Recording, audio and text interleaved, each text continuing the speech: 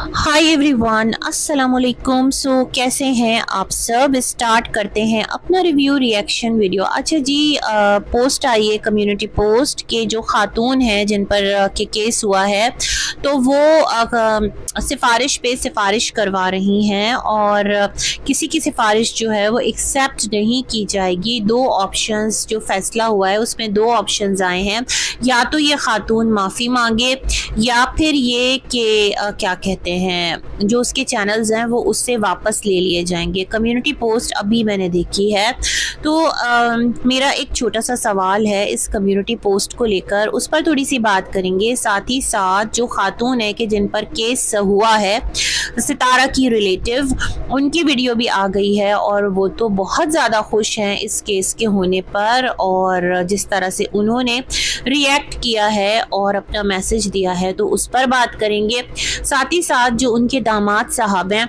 उन्होंने अपनी जॉब छोड़ दी है, उसको लेकर बहुत ज़्यादा यहाँ पर सवालात थे और मैंने इस टॉपिक पे बात ही नहीं की थी।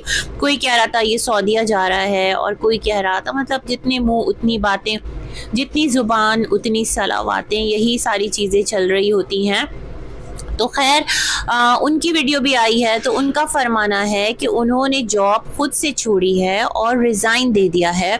काफ़ी उनके लिए मतलब मुश्किल हो गया था। तो रीज़न क्या बना, the basic point is that कि इस टाइम आपकी एक लगी लगाई जॉब है और आपने जॉब जो है उसको काफ़ी सीरियस लिया हुआ था। ऐसा नहीं था कि आप जो है वो जॉब से क्विट कर देते थे, बल्कि जॉब की वजह से आपका जो पंजाब आना जाना है वो भी नहीं हो पाता था क्योंकि आपको इतनी ज़्यादा लीव नहीं मिलती थी।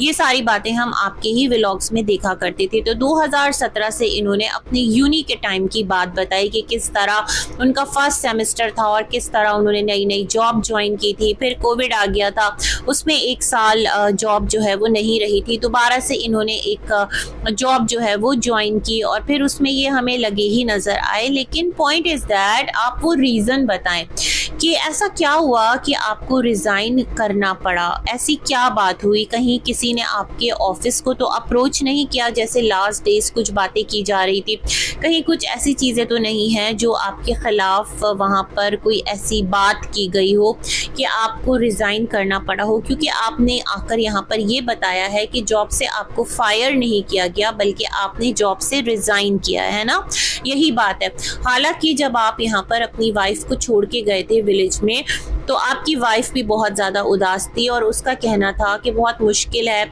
हस्बैंड को जाना पड़ेगा क्योंकि उनकी जॉब है। तो तब तक तो यही वाली सारी सिचुएशन थी ना कि जो जाना पड़ रहा है तो वो अपनी जॉब के लिए ही जा रहे हैं, अदरवाइज़ आपको रिज़ाइन करना होता तो आप रिज़ाइन अपना पहले ही सबमिट कर चुके होते।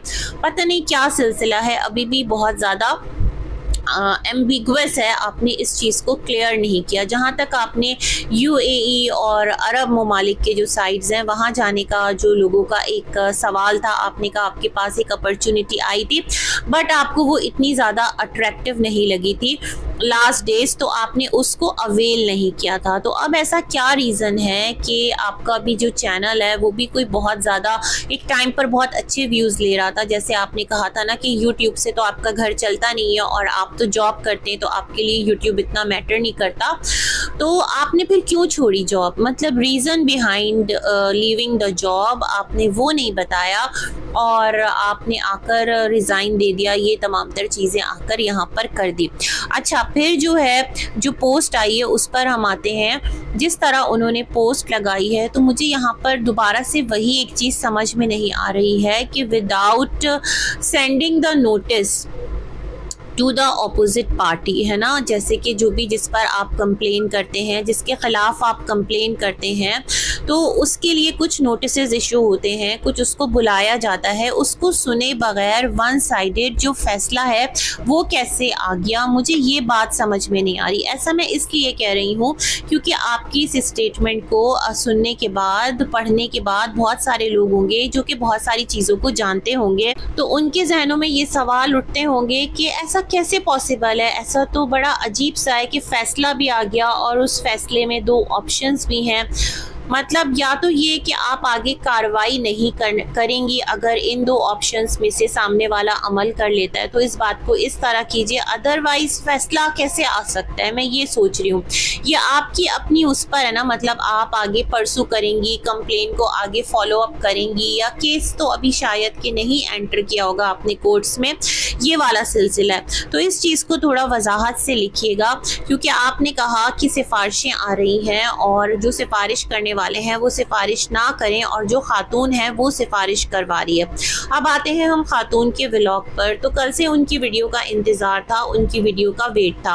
अब जब उनकी वीडियो आई है तो माँ बेटे का जो थंबनेल पर पिक्चर है वो बहुत ज़्यादा एक हाईलाइट किया गया है, और अम्मा का जो रूम है वो बनवा रही है नजमा, है ना, कि जब अम्मा आए तो इस घर में, जो कि अम्मा ने बताया था कि मतलब उनके हस्बैंड सऊदीया गए थे और वहाँ से वो जाहिर बात है उनकी जो भी जमा पूंजी थी वो एक पूरी उन्होंने इन्वेस्ट की थी, और सबसे बड़ा और खूबसूरत घर यही था। सितारा भी ये बात बताती है। तो सच में अब जब इस घर की सफाई सुथराई हुई है, सफाई तो खैर ये लोग करते थे बेसिकली, जो रंग रोगन था और जो चीज़ें मैनेज हुई है, तो उसे देखकर अब वाकईतन ये चीज़ बहुत ज़्यादा विजिबल है और काफ़ी ज़्यादा प्रोमिनेंट है कि घर वाकईतन उस दौर के हिसाब से बहुत बड़ा, बहुत कुशादा और सबसे बड़ा ही घर लग रहा है, जिस तरह इसका एक पूरा रकबा है माशाअल्लाह। अल्लाह सबको रहना नसीब करे।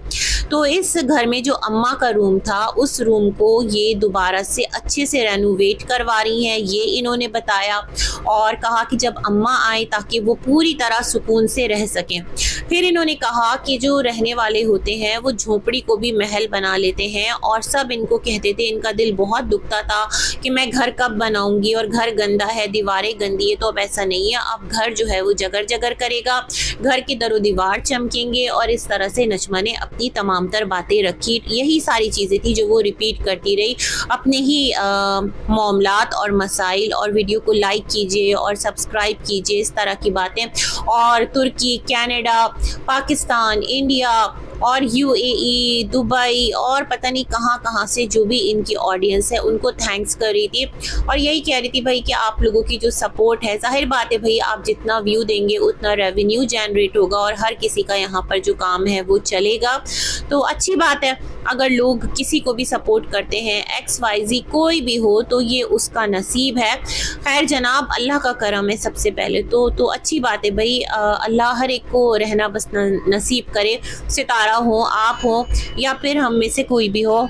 अच्छा, फिर इन्होंने कहा कि डर जो है वो सिर्फ अल्लाह का, बंदों से नहीं डरना चाहिए, और जो भी मामलात तो हैं तो वो अल्लाह की तरफ से हैं और अल्लाह ही उसमें से निकालेगा।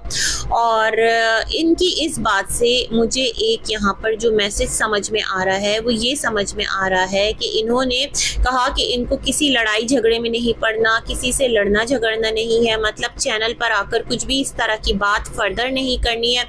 मज़ीद जो इनकी बातों से मुझे समझ में आया है, इनका कहना है कि अगर आपको केस करना है तो आप केस कर दीजिए, अगर आपको आगे लेकर चलना है मैटर तो आगे लेकर चलिए।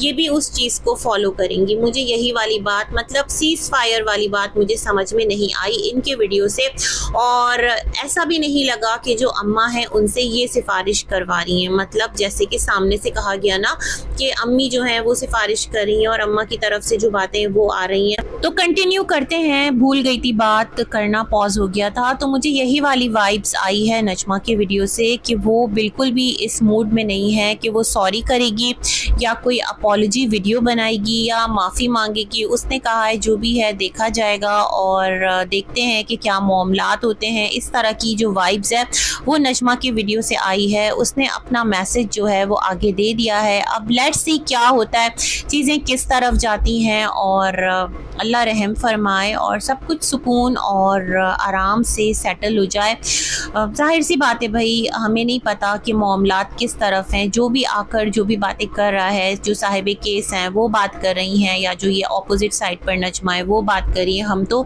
इन दोनों की जो साइड है वो सुन रहे हैं और आकर एक कंक्लूजन, एक एनालिसिस बस रख दे रहे हैं। बाकी अल्लाह हम सब पर रहम फरमाए। इसी के साथ करती हूँ अपना वीडियो एंड। मिलेंगे एक और रिव्यू में, तब तक के लिए अल्लाह हाफिज़।